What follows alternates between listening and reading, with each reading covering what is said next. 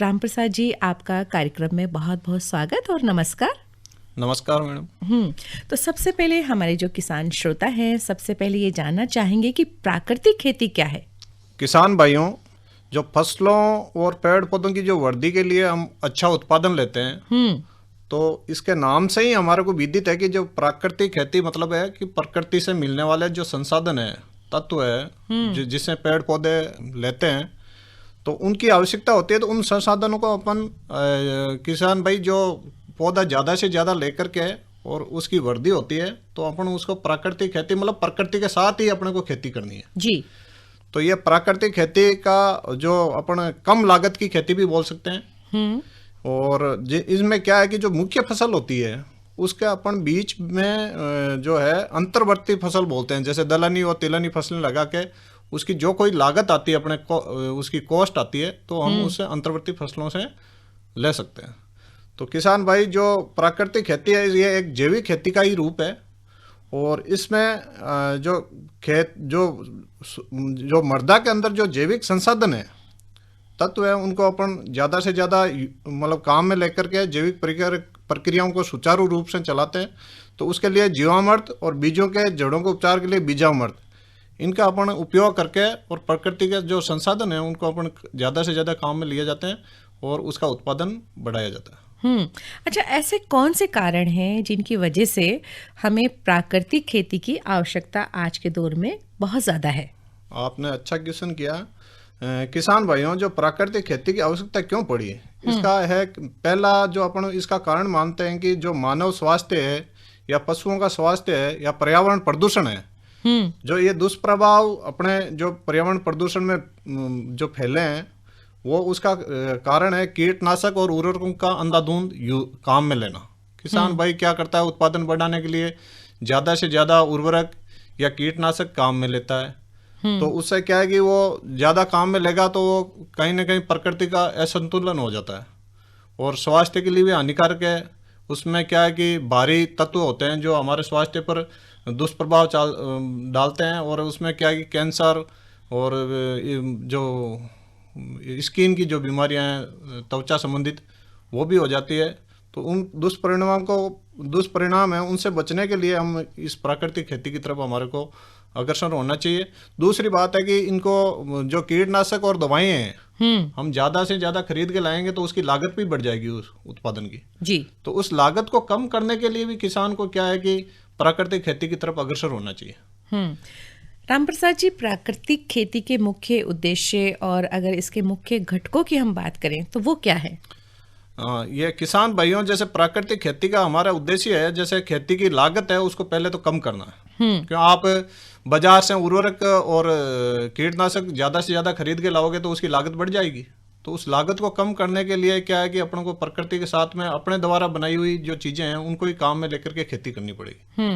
तो खेती की लागत को कम करने का एक अपना सबसे बड़ा उद्देश्य है। दूसरा है मिट्टी की उर्वरा शक्ति है, वो उसको बढ़ाने का है।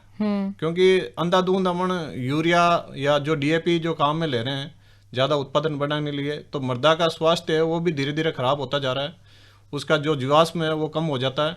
इसलिए ये जरूरी है कि उसके साथ प्राकृतिक खेती भी करें और रासायनिक खाद और कीटनाशकों के प्रयोग में अपन कमी लाएं, कम से कम काम में लें, जिससे कि अपने स्वास्थ्य पर भी पूरा प्रभाव नहीं पड़ेगा।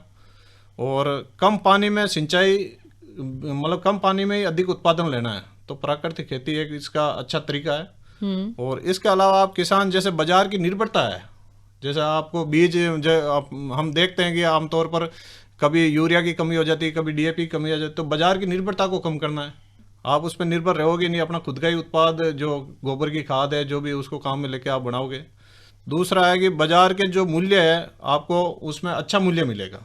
जो आपका उत्पादन होगा उसका क्या है कि वो जैविक उत्पादन होगा और उसका आपको बाजार में भी उचित दाम मिलेंगे और खाने के लिए, स्वास्थ्य के लिए भी वो अच्छा रहेगा, पशुओं के लिए भी और मानव के लिए। जी। प्राकृतिक खेती में कीटों के नियंत्रण के लिए किसानों को कौन कौन सी विधियां अपनानी चाहिए? किसान खुद ही अपना जो बनाए दवाएं तो वो अच्छा है। तो इनके कीटों के लिए जो अपनाने की विधियां, इसमें एक है नीमास्त्र, जो नाम से ही विदित है, नीम का अस्त्र, नीम से बनाया हुआ अस्त्र। जो कीटों की जैसे इलियां हैं, सुंडियां हैं, उनको मारने के लिए, चूसने वाले कीट है उनको मारने के लिए ये काम में लेते हैं। तो पहला तो नीमास्त्र है जो किसान अपने घर पर बना सकता है। दूसरा इसमें है ब्रह्मास्त्र। ब्रह्मास्त्र है वो भी इल्लियों को, सूंडियों को, इनको मारने के लिए, जो अन्य कीट है उनको मारने के लिए काम में आता है। ये भी किसान अपने घर पर बना सकता है। तीसरा इसमें अग्नि अस्त्र। ये भी अग्नि अस्त्र भी देसी गाय के गोबर से, इनसे मूत्र से बनाया जाता है। ये उसको काम में ले सकता है। और चौथा अपने क्या, जैसे फफूंदनाशी और कोई दूसरी हो जाए तो उसके अंदर आप 100 लीटर पानी में 3 लीटर खट्टी छाछ है वो मिला के आप फफूंदनाशी का यूज में कर सकते हैं, काम में ले सकते हो।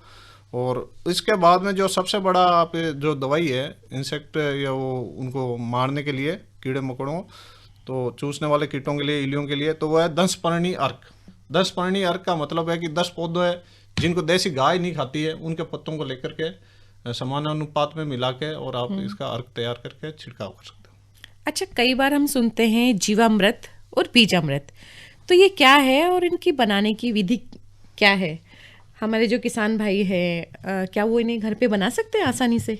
बिल्कुल मैडम, जीवामृत और ये जो बीजामृत है इनको घर पे आसानी से बना सकते हैं। जीवामृत 2 तरह के होते हैं। एक तो जीवामृत होता है, दूसरा गन्नामृत होता है।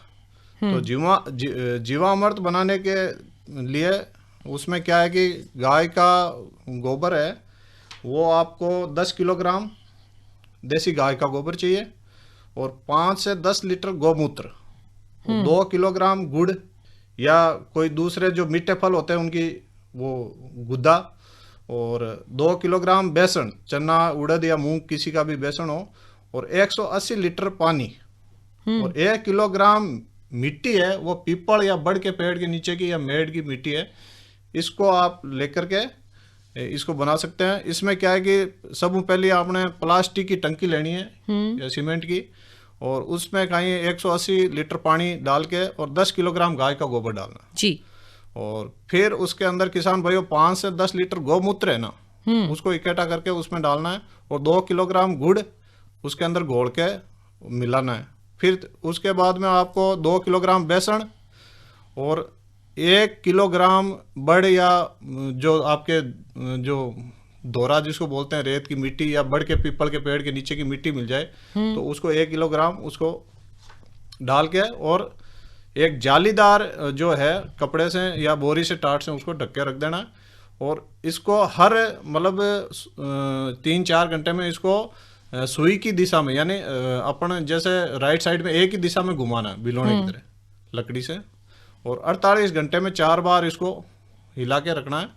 और ये आपने जो है 48 घंटे बाद में ये तैयार हो जाएगा बन के।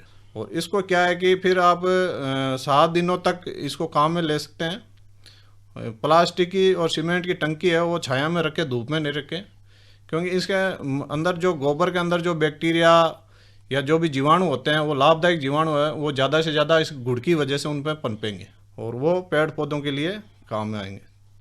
तो गोमूत्र जो है वो धातु की बर्तन में एक तो नहीं रखना चाहिए, वो प्लास्टिक या इसके सीमेंट के बर्तन में ही रखें और छाया में रखें। दूसरी बात, और छिड़काव के लिए आप इसको जो है 2 से 3 लीटर उसमें डाल के और आप छिड़काव कर सकते हो। अच्छा, ये वाफ्सा क्या है, इसके बारे में भी आप हमारे श्रोताओं को और किसान भाइयों को जानकारी दीजिएगा। वाफ्सा मैडम जैसे वाष्प प्लस पानी, मतलब पानी प्लस वायु, ये इसका मिला जुला अर्थ है। ये जो पेड़ पौधों को क्या है कि जब उनको पानी चाहिए तो उनमें 50% उन मिट्टी के अंदर रंध्र अवकाश यानी हवा होनी चाहिए, और 50 उसके जो रंध्र है मिट्टी के उसमें पानी होना चाहिए। तो वो उचित रहता है पौधे की बढ़वार के लिए और अच्छा रहता है। इसको वाप्सा कहते हैं जी। आच्छादन से हमारे किसानों को क्या समझना चाहिए, कैसे इसके बारे में? ये आपने अच्छा पूछा किसान भाइयों। आच्छादन या मल्चिंग जो आम तौर की भाषा में हमारे क्या है कि जैसे फसलें काटने के बाद में उसका जो फसल का जो बचा हुआ कचरा है वो खेत में ही डाल देते हैं, वो एक आच्छादन ही है। और कई बार क्या गर्मियों में हल्की जुताई कर देते हैं या उससे क्या है कि जो मिट्टी के जो मृदा के जो रंध्र होते हैं वो डिस्टर्ब हो जाते हैं, और उसका क्या है कि वो वाष्प है वो कम वाष्पीकरण होता है, तो वो बनी रहती है। तो ये 3 प्रकार का होता है। जैसे आपने मृदा को पहले आपने जुताई कर दी तो रंध्र अवकाश उनके तोड़ दिए, तो वो ज़्यादा टाइम तक उसमें वाष्प रहेगी, या मिट्टी में वो पानी बना रहेगा। या उस पर आपने जो उसका बचा हुआ है, जो आपने फसल ली, उस फसल का बचा हुआ आपका जो कचरा है उसको आपने उसी पर ही छोड़ दिया मिट्टी पर, तो वो क्या है कि आपको वाष्पीकरण पानी को कम होने दिया और जीव भी ज़्यादा पनपे।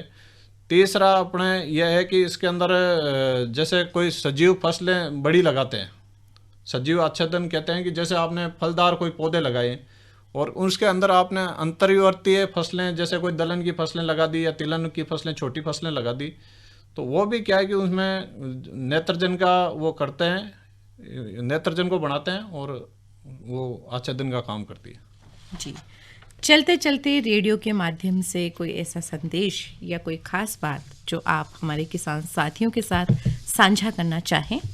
हाँ, मैं किसान भाइयों और बहनों आपको प्राकृतिक खेती है आज अपने यहाँ पर बताई है, उस खेती को अपनाकर मानव, पशु या मृदा स्वास्थ्य के रासायनिक जो दुष्परिणाम है उनसे आप बचा जा सकता है। तो इस प्राकृतिक खेती को धीरे धीरे अपनाना चाहिए, इसकी तरफ अग्रसर होना चाहिए।